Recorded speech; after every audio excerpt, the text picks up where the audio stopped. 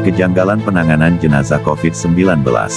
Pada masa pandemi COVID-19, tepatnya antara tahun 2020 hingga 2022, dunia diguncang oleh virus yang begitu cepat menyebar dan menimbulkan ketakutan massal.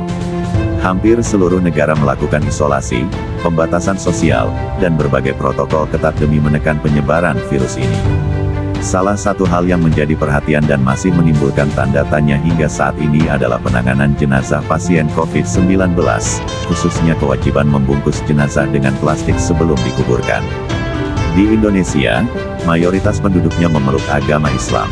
Dalam ajaran Islam, jenazah harus diperlakukan dengan penuh penghormatan, dimandikan, dikafani, disalatkan, dan dikuburkan tanpa pembatas, dengan tubuh menghadap kiblat dan bersentuhan langsung dengan tanah. Namun, pada saat pandemi, protokol kesehatan mengharuskan jenazah pasien COVID-19 dibungkus plastik rapat, bahkan tidak jarang langsung dimakamkan tanpa proses penyucian dan perlakuan yang layak menurut syariat. Hal ini memunculkan pertanyaan mendasar, apakah jenazah yang dibungkus plastik, lalu dikubur tanpa menyentuh tanah, masih bisa menyatu kembali dengan alam sebagaimana fitrahnya? Dalam sebuah buku berjudul, 60 Mata Angin Ilmu Kanuragan Keperawatan, karya perawat AW, disebutkan bahwa ketika seseorang meninggal, maka tubuhnya akan diserap oleh tanah. Energi dari jenazah itu akan menyebar ke sekitar, memberikan kesuburan pada lingkungan, yang bisa kita lihat dari suburnya tanah di area pemakaman dan rindangnya pepohonan di sekitarnya.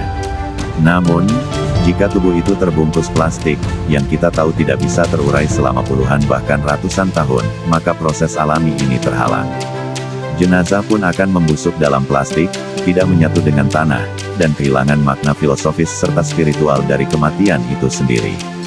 Mungkin sebagian dari kita akan berkata, ini demi mencegah penularan COVID-19. Tapi jika kita cermati, ada kontradiksi yang cukup mencolok. Mengapa pada penyakit menular lainnya seperti SARS, Ebola, atau penyakit kulit menular lainnya, jenazah tidak diperlakukan dengan cara yang sama ekstremnya? Pertanyaan ini membuka ruang bagi kita untuk berpikir lebih kritis, mungkinkah ada unsur ketakutan yang sengaja dibangun? Sebuah efek placebo ketakutan massal, yang membuat masyarakat patuh tanpa banyak bertanya. Lalu, kepada siapa kita harus bertanya? Mengapa para intelektual, akademisi, dan tokoh keilmuan seakan diam pada saat itu? Inilah realita kehidupan. Sulit mengubah masyarakat, apalagi kebijakan besar, hanya dengan suara dari orang biasa.